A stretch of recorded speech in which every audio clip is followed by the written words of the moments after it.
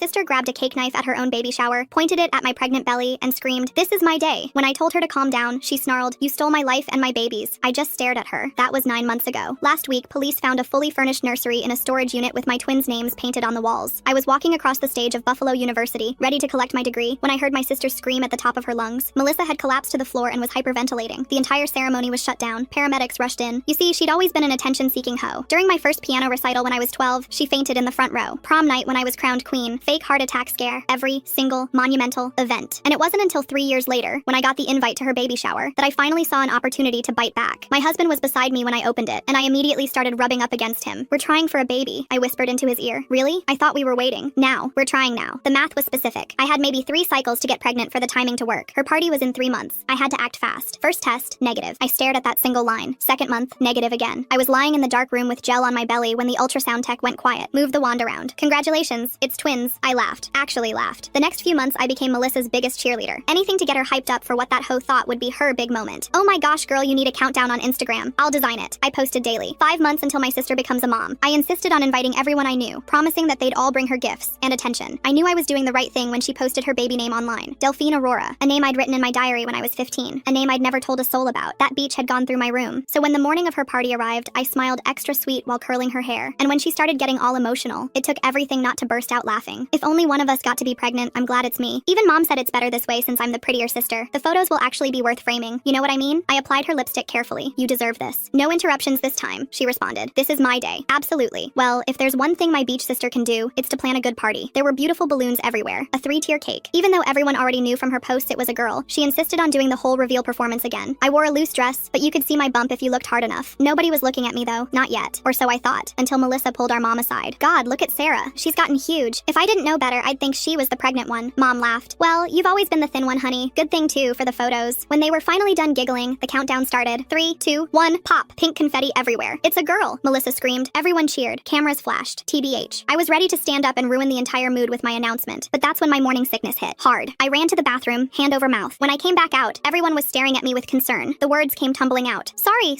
I said, flustered. "It's just the twins. They've been making me so sick. 6 weeks with twins and I can't keep anything down." The silence was deafening. Then the explosion. "Twins?" Aunt Martha shrieked. "Oh my gosh, Sarah!" The crowd shifted like a tide, away from Melissa, toward me. Hands reached for my belly. Questions bombarded me from every direction. "When did you find out? Do twins run in your family? Are they identical?" Melissa's face went from pink to red to purple. I watched her chest start heaving. I braced myself for the performance. I can't breathe," she gasped, clutching her chest. "Someone, help!" But everyone was around me. Even her own husband was asking me about twin strollers. "Hello?" Melissa screamed. "I'm having a panic attack. This is my party." Mom glanced over, annoyed. "Melissa, honey, not now. Sarah's having twins at her first pregnancy." That's when Melissa lost it. Actually lost it. She grabbed the cake knife, and for a second I thought this was how I'd die. Death by baby shower. "This is my day!" she screamed, mascara running. "Mine! I've been trying for 3 years!" Ryan grabbed Melissa's wrist and twisted the knife out of her hand while she stood there frozen, her whole body shaking like she was having a seizure. The knife clattered onto the floor and kicked under the dessert table as Melissa's legs gave out completely. She dropped to her knees and started wailing so loud that the neighbors probably heard it 3 houses down. Her mascara ran down her face in thick black streams while she pounded her fists on the floor screaming that I ruined everything, that I always ruin everything, that this was supposed to be her special day. Mom rushed over and wrapped her arms around Melissa, rocking her back and forth while completely ignoring me standing there in shock with my hand on my belly. At least 20 phones were pointed at us, everyone recording the whole meltdown like it was some kind of reality show. Ryan managed to get Melissa into a chair where she sat hyperventilating, her chest heaving up and down so fast I thought she might pass out. He whispered something in her ear over and over, probably trying to calm her down, while the rest of the guests just stood around awkwardly not knowing where to look or what to do. Daniel grabbed my arm and pulled me toward the door, his face completely white. He asked if I was okay and said we needed to leave right now before things got worse. That's when Mom stormed over and slapped me hard across the face, the sound echoing through the whole room like a gunshot. She screamed that I was a selfish bitch who couldn't let Melissa have one single day without making it about me. The room went dead silent except for Melissa's crying, and I heard several people gasp at what just happened. My cheek burned like fire and I touched it without thinking, feeling the heat spreading across my face. Daniel stepped right between Mom and me, telling her to back the hell off or he'd call the cops himself. Grace appeared next to me and announced loud enough for everyone to hear that she was calling 911 if anyone else laid a hand on me. Nathan finally pushed through the crowd looking like he'd seen a ghost, staring at what his family had turned into. That's when Melissa suddenly bent over and threw up all over the floor, this gross yellow liquid splashing onto her expensive shoes. Ryan jumped up saying they needed to go to the hospital right now because she was having contractions from all the stress. Mom immediately pointed at me and yelled that if Melissa lost her baby, it would be my fault, her voice carrying across the entire backyard. Ryan helped Melissa stand up and started walking her toward their car, but she turned around and screamed that if she lost her baby, she'd make sure I lost mine too. At least 10 people had their phones out recording her threat, and Daniel grabbed my hand saying we were filing a police report immediately. We sat in Daniel's car in the parking lot while he called 911 to report the assault and the threat against our baby babies. I texted Grace asking her to save any videos from the party while my cheek throbbed and I could feel the twins moving around like crazy from all my stress. 2 cops showed up about 20 minutes later and took our statements. Watching the footage Grace and 3 other guests had saved on their phones. They took pictures of my red cheek and told us we should file for a restraining order first thing Monday morning. 3 hours later, we were home and Daniel was making me chamomile tea while I sat on the couch trying to process everything that had happened. He sat down next to me and admitted he was scared of what Melissa might do next, suggesting we should stay with his parents for a few days just to be safe. I told him no way was I letting her drive me out of my own home after everything she'd done over the years. My phone started blowing up with notifications as videos from the party went viral on TikTok and Instagram with hashtags like baby shower meltdown and psycho sister. Comments poured in calling Melissa crazy and mom abusive, while other people said I was wrong for announcing my pregnancy at her party, even if she had it coming. The doorbell started going off at 7 the next morning like someone was holding it down. Daniel jumped out of bed and looked through the peephole while I stayed under the covers. Carol stood there with her face all red and puffy from crying. She kept pressing the doorbell over and over and started pounding on the door with her fist. Daniel told me to stay back and open the door just a crack with the chain still on. Carol immediately stuck her fingers through the gap and tried to push it open while screaming about the videos. She demanded I come to the door and take everything down right now. Her voice got louder and louder until she was basically shrieking about how I'd ruined Melissa's life and destroyed our family. Daniel kept his shoulder against the door and told her she needed to leave. Carol started kicking the door and screaming that I was a monster who'd always been jealous of my sister. The neighbors started coming out of their apartments to see what was happening. Mrs. Chen from next door stood in her bathrobe recording everything on her phone. Carol saw all the people watching and started yelling even louder about how I'd planned everything to hurt Melissa. She said I was evil and had always wanted to destroy my sister's happiness. Daniel finally told her he was calling the police if she didn't leave immediately. How did Melissa know about that diary name from when Sarah was 15? That means she must have been sneaking through Sarah's stuff for years. I wonder if the twins moving around during all that stress is normal, or if babies can really feel. Carol backed away from the door but kept screaming from the hallway about how I'd regret this. She left after about 20 more minutes of yelling threats at our door. My phone rang an hour later with Nathan's name on the screen. His voice sounded completely exhausted when I picked up. He said Melissa was still in the hospital under observation, and the doctors were worried about her blood pressure. He begged me to come to a family meeting to work this out before things got worse. I could hear the desperation in his voice when he asked me to please just talk to them. I told him I'd only meet if it was somewhere public, and Daniel came with me. Nathan agreed and said we could meet at the Italian place downtown in 2 days. Those 2 days passed slowly with my anxiety getting worse by the hour. I couldn't stop worrying that all this stress was hurting the twins. My hands shook as I made an emergency appointment with my OB/GYN. The waiting room was packed when we got there, and I noticed several women staring at me. One of them whispered to her friend and pointed at me with her phone out. They'd definitely seen the viral videos that were still spreading everywhere online. Dr. Torres called me back and did a full exam with the ultrasound machine. She moved the wand around my belly for what felt like forever while checking both babies. The twins were fine, but she warned me this level of stress was dangerous for all of us. She prescribed something mild for anxiety and told me to avoid any more confrontations. 2 days later, we walked into the restaurant for the family meeting. Carol, Nathan, Melissa, and Ryan were already sitting at a big table in the back. Melissa looked pale and had dark circles under her eyes, but she'd clearly done her makeup carefully. The second we sat down, Carol started demanding I apologize for everything. She said I needed to admit I'd planned the whole thing to hurt Melissa. Melissa sat there playing victim and wiping fake tears while saying I'd always been jealous of her. She claimed I couldn't stand that she was prettier and more loved by everyone. Ryan just sat there silently, but I saw him flinch when Melissa said that. Nathan tried to calm everyone down and suggested we all just move forward peacefully. Carol kept cutting him off and raising her voice about how I'd traumatized her pregnant daughter. Other people in the restaurant started looking over at our table. Melissa suddenly reached into her purse and pulled out a thick envelope. She slid it across the table with this nasty smirk on her face. I'm suing you for intentional infliction of emotional distress and endangering my baby. Her lawyer thought she had a really strong case and could get serious damages. Daniel immediately pulled out his phone and called his cousin Emma, who was a family lawyer. Melissa's face dropped when she heard him explaining the situation to an actual attorney. We left the restaurant with Carol still screaming threats behind us. That evening, Grace showed up at our door with wine for Daniel and chocolate ice cream for me. She'd seen everything online and wanted to check if we were okay. She sat on our couch and pulled out her phone to show us something. Grace had kept a folder of screenshots going back years documenting Melissa's attention-seeking behavior. There were photos from my high school graduation where Melissa pretended to faint, screenshots from my college acceptance party where she claimed chest pains, posts from my engagement dinner where she had a sudden allergic reaction to nothing, events I'd completely forgotten about where Melissa had stolen the spotlight with fake emergencies. Grace had been quietly collecting evidence of this pattern for years without telling me. A week after the baby shower, Daniel's cousin Emma came over to review Melissa's lawsuit. She read through the papers and actually started laughing at how ridiculous it was. Emma said it was completely frivolous and would get thrown out immediately. She suggested we countersue for assault since Carol had slapped me at the party. We could also sue for the threats Melissa made about our babies being recorded on video. Emma helped us prepare all the documentation we'd need for court. Having real legal support finally helped me sleep through the night for the first time since the party. We went to the county courthouse the next week to file for a restraining order. Emma came with us and brought printed screenshots of the threatening messages and videos from the party. The judge reviewed everything, including witness statements from the neighbors about Carol's screaming fit. He granted a temporary restraining order prohibiting both Carol and Melissa from coming within 500 feet of us. The order specifically covered our home, Daniel's workplace, and my doctor's office. Carol violated the restraining order within 48 hours by showing up at Daniel's office building. She walked right past security and started screaming at the receptionist to let her see Daniel. Security grabbed her and called the police while she fought and screamed about me destroying her family. The police arrested her and took her away in handcuffs while Daniel's coworkers watched from the windows. His boss called him into a meeting and suggested working from home until this situation was resolved. Daniel set up his office in our spare bedroom and started working remotely the next day. I woke up at 3 in the morning a few nights later to weird noises outside our bedroom window. My heart started racing as I crept over to peek through the blinds. Melissa's car was parked across the street just barely beyond the 500-foot limit. She was sitting in the driver's seat staring directly at our apartment building. I watched her for 20 minutes and she never moved or looked away from our windows. She stayed there for 3 more hours just watching our home in the darkness. Daniel installed security cameras the next morning covering every angle of our building. 2 weeks passed with Melissa parking just outside the camera range every single night. Nathan showed up at our door on a Tuesday afternoon looking like he hadn't slept in days. His eyes were bloodshot and his shirt was wrinkled like he'd worn it for 3 days straight. He slumped onto our couch and rubbed his face with both hands. Carol had been staying at their house since the baby shower and was driving Ryan absolutely crazy with her constant rants about me. Nathan said Ryan was thinking about filing for divorce because Melissa's obsession with destroying me was making her sick during her pregnancy. The stress was affecting their baby, and Ryan couldn't take it anymore. 3 days later, I went in for my 20-week anatomy scan at the hospital. The ultrasound tech moved the wand around my belly for what felt like forever, without saying anything. Dr. Torres came in and took over, measuring each twin over and over again. One twin was smaller than the other, and needed closer monitoring every week from now on. The stress was literally affecting my baby's growth, and I couldn't stop the tears from coming. Daniel held me while I sobbed in that cold, dark room with gel still on my belly. That night, Grace called me in a panic while I was lying in bed. Someone had posted my medical information all over a local mom Facebook group. My doctor's name, the address of the clinic, even my appointment times for the next month. The post had screenshots of my medical chart showing I was having twins and my due date. Only someone with access to the hospital system could have gotten those records. Daniel immediately called hospital security while I called our lawyer on speakerphone. The lawyer said this was a serious federal crime and we needed to document everything right away. Emma called me the next morning with shocking news she'd discovered through her contacts at the medical center. Nathan's wife Linda worked in the billing department and had been accessing my records illegally for weeks. The hospital's IT department found her login accessing my files 17 times in the past month. Linda was escorted out by security that same afternoon and faced immediate termination. The hospital administrator called to apologize and said they were cooperating fully with the criminal investigation. Nathan showed up at our door again that evening completely devastated by what Linda had done. He had no idea she'd been helping Melissa and felt betrayed by his own wife. The next day, I got a text from Ryan that made my hands shake as I read it. He was apologizing for Melissa's behavior and admitted she'd been keeping a notebook since high school filled with ways to destroy me. He'd found it hidden in their closet with pages and pages of plans dating back years. Ryan was scared for their baby and was meeting with a custody lawyer the next morning. He offered to testify on our behalf if we needed him in court against Melissa. 3 weeks after the baby shower, everything exploded online when Melissa posted a completely made-up story on Facebook. She claimed I'd been stalking her for months and included photos she'd edited to make it look like I was following her. The post had fake text messages she'd created showing me threatening her and her baby. Within hours, the post had been shared hundreds of times in Buffalo mom groups. Strangers started sending me death threats through Facebook and Instagram. Someone posted our home address in the comments saying I deserved whatever happened to me. Daniel contacted the FBI that afternoon about the cyber stalking and death threats. They took it seriously and said they'd open an investigation into the harassment campaign. Meanwhile, my blood pressure kept climbing higher at every doctor visit. Dr. Torres put me on modified bed rest and said I couldn't leave the house except for medical appointments. The twin size difference was getting worse and she was worried about early delivery. Being trapped at home while Melissa spread lies about me online felt like being in prison. I'm really wondering how Linda got involved in all this. Did Melissa convince her to help, or was it Nathan's mom Carol who pulled her in? The way the hospital caught her accessing those files 17 times makes me think about what exactly